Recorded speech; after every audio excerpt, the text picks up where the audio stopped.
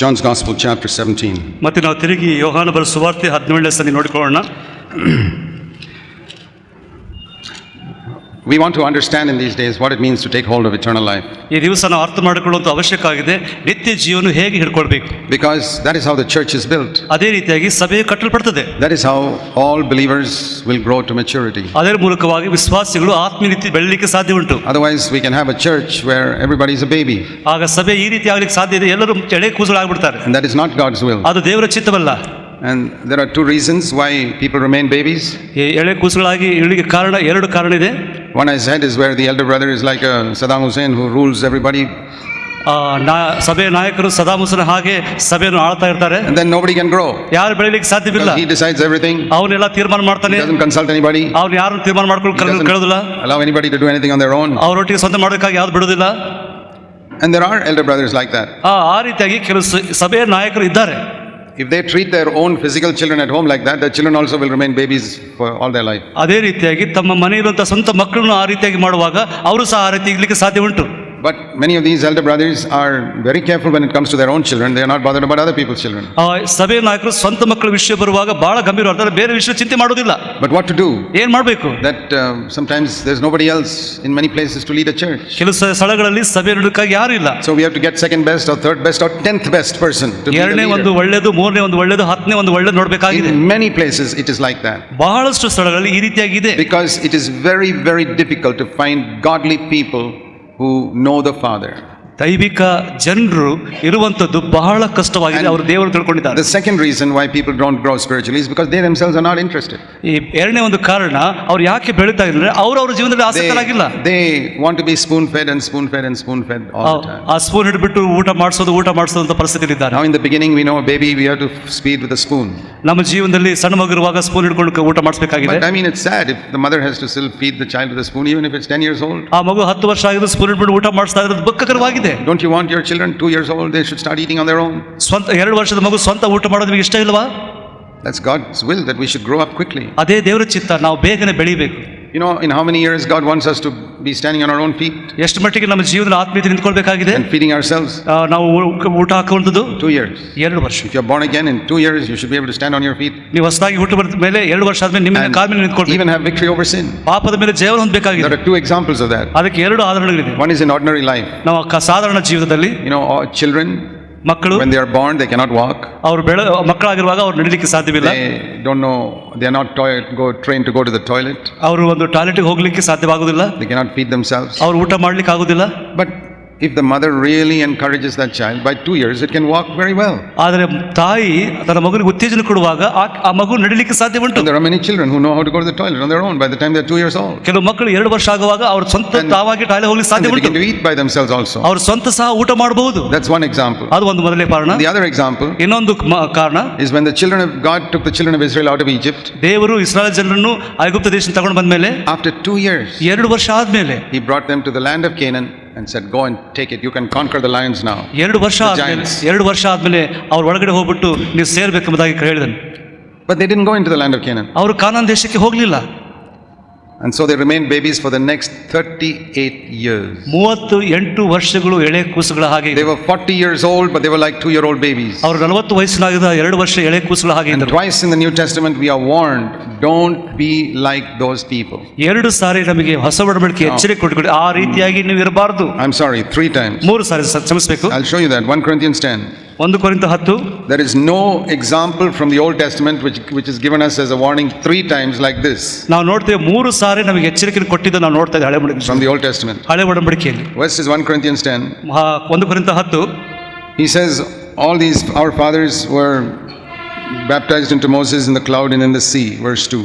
ನಾವು 2ನೇ ವಚನ ನೋಡ್ಕೊಂಡು ಅವರೆಲ್ಲರೂ ಮೋಶೆ ಶಿಷ್ಯರಾಗುವುದಕ್ಕಾಗಿ ಮೇಘದಲ್ಲಿಯೂ ಸಮುದ್ರದಲ್ಲಿಯೂ ದೀಕ್ಷಾಸ್ನಾನ ಮಾಡಿಸಿಕೊಂಡರು. They came out of Egypt, they took water baptism and baptized in the Holy Spirit. That is the meaning of these 2. ಈ ಒಂದು ವಚನ ನೋಡೋ ಹಾಗೆ ಐಗುಪ್ತ ದೇಶ ಬಿಟ್ಟು ಬಂದರು, ಅವರು ದೀಕ್ಷಾಸ್ನಾನ ಮಾಡಿಸಿಕೊಂಡರು, ಪವಿತ್ರಾತ್ಮನನ್ನು ದೀಕ್ಷಾಸ್ನಾನ ಮಾಡಿಸಿಕೊಂಡರು. And they ate, that means they read the Bible. ಅವರು ದೈವಿಕ spiritual meaning is that. ಅದು ಆತ್ಮಿಕ ರೀತಿಯಲ್ಲಿ ಅವರು ದೇವರ ವಾಕ್ಯವನ್ನು ಓದಿದ್ರು ಎಂಬುದಾಗಿ ನೋಡ್ತಾರೆ. They received the Holy Spirit. Verse 4. ಅವರು ಪವಿತ್ರಾತ್ಮನ ದಾನವನ್ನು ಹೊಂದಿದ್ರು ಎಂದು ನೋಡ್ತೀವಿ 4ನೇ ವಚನದಲ್ಲಿ. These are example of believers. They left Egypt, that means they left the dominion of Satan. ನಾವು ನೋಡ್ತೀವಿ ವಿಶ್ವಾಸ ಬರಿತಾ ಇದೆ, ಐಗುಪ್ತ ದೇಶದಿಂದ ಬಂದ ಹೊರಗೆ ಬಂದರು ಅವರು. That means they left the dominion of Satan. ಸೈತಾನನ ಬಂಧನ ಅವರು ಹೊರಗೆ ಬಂದರು. They were redeemed by the blood of Jesus. Yesu Krista ರಕ್ತಮುಖ ಅವರು ಪರಿಶುದ್ಧ ಹೊಂದಿದರು. Lamb of God. ದೇವರ ಮಕ್ಕಳಾದರು. They were baptized in the Red Sea. ಅವರು ಸಮುದ್ರದಲ್ಲಿ ದೀಕ್ಷಾಸ್ನಾನ ಹೊಂದಿದರು. Cloud came on them. ಅವರ ಮೇಲೆ ಮೇಘದಿಂದ ಬಂತು. Picture of the baptism of the Holy Spirit. ಅದು ಪವಿತ್ರಾತ್ಮ ತುಂಬಿಸಲ್ಪಟ್ಟರು. They ate God's word. ದೇವರ ವಾಕ್ಯವನ್ನು ತಿಂದರು. They received the Holy Spirit. ಪವಿತ್ರಾತ್ಮ ಹೊಂದಿದರು. But verse 5, God was not happy with them. ಆದ್ರೆ 5ನೇ ವಚನ ನೋಡುವಾಗ ದೇವರ ವಿಷಯ ಸಂತೋಷಿಸಲಿಲ್ಲ. Same thing today. ಅದೇ ಒಂದು ವಿಷಯ. It's written for a warning to these Corinthians who were babies. ಈ ಒಂದು ಮಳೆಗೆ ನೋಡಿದ ಹಾಗೆ ಇವರು ಎಳೆ ಕೂಸುಗಳು ಆಗಿದ್ರು. See, this letter is written to the Corinthian church. ಈ ಒಂದು ಕೊರಿಂಥ ಸಭೆಗೆ ಬರೆದು ನೋಡ್ತಾ ಇದ್ದೇವೆ. And we saw earlier, he said, you people are babies. ಅಲ್ಲಿ ನಾವು ನೋಡಿದ್ದೇವೆ ಮೊದಲೇದಾಗಿ ಅವರು ಎಳೆ ಕೂಸುಗಳು ಆಗಿದ್ರು. There is one example given in the Bible for babies. ಒಂದು ಮಾದರಿ ದೇವರ ವಾಕ್ಯದಲ್ಲಿ ಕೊಟ್ಟಿದೆ ಎಳೆ ಕೂಸುಗಳ ಬಗ್ಗೆ. What is that? ಅದೇನು? Look at the children of Israel who never grew up from being babies for 40 years. ಒಂದು ವಿಷಯ, ಇಸ್ರಾಯೇಲ್ ಜನರು 40 ವರ್ಷದವರೆಗೆ ಅವರು ಬೆಳೆದ ಎಳೆಯ ಕೂಸುಗಳ ಹಾಗೆ ಇದ್ರು. 40 years they lived like 2-year-olds. ಅವರು 40 ವರ್ಷ 2 ವರ್ಷದ ಹಾಗೆ ಇದ್ರು. They came to the borders of the promised land. They said, no, we can't overcome. ದೇವರು ವಾಗ್ದಾನ ಮಾಡಿದ ಸ್ಥಳಕ್ಕೆ ಬಂದು ನಿಂತ್ಕೊಂಡ್ರು, ಆದ್ರೆ ನಾವು ಒಳಗೆ ಹೋಗಲು Just like ಸಾಧ್ಯವಿಲ್ಲ. many believers today who say we cannot overcome sin. ಅದೇ ರೀತಿಯಾಗಿ ನಾವು ಸಹ ಹೇಳ್ತೇವೆ ಪಾಪ ನಾವು ಜಯಿಸಲಿಕ್ಕೆ ಸಾಧ್ಯವಿಲ್ಲ. What did those Israelites say? ಆ ಇಸ್ರಾಯೇಲ್ ಜನರು ಏನು They ಹೇಳಿದ್ರು? said these giants are more powerful than God. ಈ ಒಂದು ಜನರು ದೇವರಿಗಿಂತ ಗಟ್ಟಿಯಾಗಿದ್ದಾರೆ. Joshua and Caleb said no.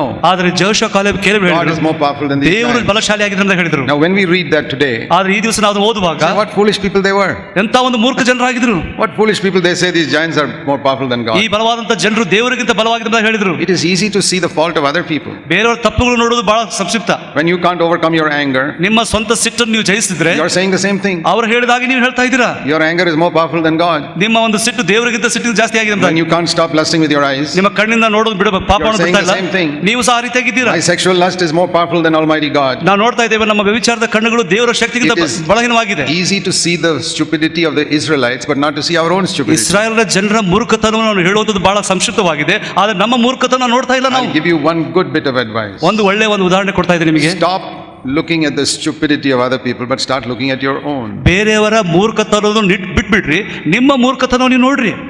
But if you're a proud person, you'll think there's no stupidity in yourself. ನೀನು ಒಂದು ಗರ್ವಿಷ್ಠ ಮನುಷ್ಯನಾಗಿದ್ರೆ ನಿನ್ನ ಮೂರ್ಖತನ ನೋಡ್ಲಿಕ್ಕೆ ಆಗೋದಿಲ್ಲ. Whenever you hear a word in the meeting that convicts you, you don't accept it. ನೀವು ದೇವರ ವಾಕ್ಯದ ಮಟ್ಟಿಗೆ ಮಾತನಾಡುವಾಗ ನಿಮಗೆ ತೋರಿಸ್ತಾ ಇದ್ದ ತಪ್ಪೆಂಬುದಾಗಿ, but something for somebody else you're happy to receive. ಬೇರೆ ವಿಷಯಕ್ಕೆ ಆಗ್ತಾ ಇದ್ರೆ ಪರವಾಗಿಲ್ಲ ಎಂಬುದಾಗಿ ಹೇಳ್ತಾ ಇದ್ದೀನಿ. What is the mark of a husband who's a baby? ಒಬ್ಬ ತಂದೆಯ ಗಂಡನ ಒಂದು ಉದಾಹರಣೆ ಏನು? If a husband is a spiritual baby, ಒಂದು ವೇಳೆ ಗಂಡನು ಒಂದು ಎಳೆ ಕೂಸಾಗಿದ್ರೆ, spiritual baby, ಆತ್ಮೀಯ ಕೂಸಾಗಿದ್ರೆ, what is the proof of that? ಅದಕ್ಕೆ ಒಂದು ಕಾರಣ ಏನು? He always wants his wife to hear what the Bible says wives should do.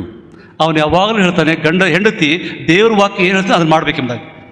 See, you know what he'll tell his wife? You know the Bible says submit to your husband.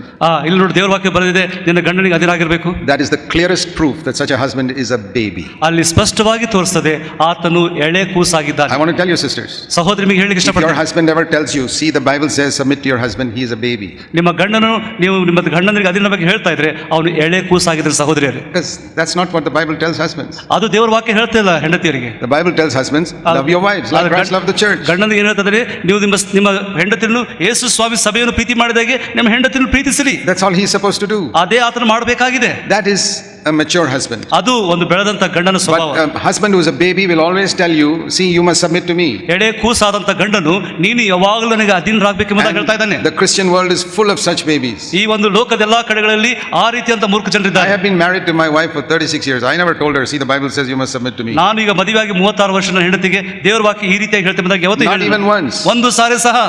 Because I'm not a baby. ಯಾಕಂದ್ರೆ ನಾನು ಎಳೆ ಕೂಸಲ್ಲ. And I don't want to be a baby. ನಾನು ಒಂದು ಎಳೆ ಕೂಸಾಗಿರ್ಲಿಕ್ಕೆ And ಇಷ್ಟಪಡ್ತೀನಿ. what is the mark of a wife who is a baby? ಒಬ್ಬ ಸ್ತ್ರೀಯ ಹೆಂಡತಿಯ ಒಂದು ಎಳೆ ಕೂಸಾಗಿರುವುದಂತ ಸ್ವಭಾವ ಏನು? She will tell her husband, ಆಕೆ ತನ್ನ ಗಂಡನಿಗೆ ಹೇಳ್ತಾಳೆ, see, you don't love me. ನೀ ನನ್ನ ಪ್ರೀತಿಸ್ತಾ ಇಲ್ಲ. You don't love me. You don't love me like Christ loved the church. ಯೇಸು ಸ್ವಾಮಿ ಸಭೆ ಪ್ರೀತಿ ಮಾಡಿದ ಹಾಗೆ ನೀನು ನನ್ನ ಪ್ರೀತಿಸ್ತಾ ಇಲ್ಲ. If you have a wife like that, she's a baby. ನಿಮಗೆ ಅಂತ ಒಂದು ಹೆಂಡತಿ ಇದ್ರೆ ಆಕೆ ಕೂಸಾಗಿದ್ದಾಳೆ. What to do? Some people are babies. ಅಂತ ಒಂದು ಕೂಸುಗಳ ಹಾಗೆ ಜನರಿದ್ದಾರೆ. Supposing you have a 20-year-old who's still behaving like a baby. ಒಂದು ವೇಳೆ 20 ವರ್ಷದ ಒಂದು ಕೂಸು ಹಾಗೆ ಮಾಡ್ತಾ ಇದ್ರೆ You don't throw him out of the house. ನಿಮ್ಮ ಮನೆಯಿಂದ ಹೊರಗಡೆ ಹಾಕೋದಿಲ್ಲ ನೀವು. Your life is a problem, terrific problem, because of this 20-year-old baby in your ಜೀವಿತ house. ಖಂಡಿತವಾಗಿ ಸಮಸ್ಯೆ ಆಗಿದೆ ಅಂತ ಒಂದು ಮಗು ಇಟ್ಕೊಂಡು. And you can have a terrific problem with a wife who behaves like a baby. ನಿಮ್ಮ ಹೆಂಡತಿ ಸಹ ಆ ರೀತಿಯಾಗಿ ಮಾಡೋ ಭಯಂಕರವಾದ ಸಮಸ್ಯೆವಾಗಿದೆ. Yeah, some wives are like that.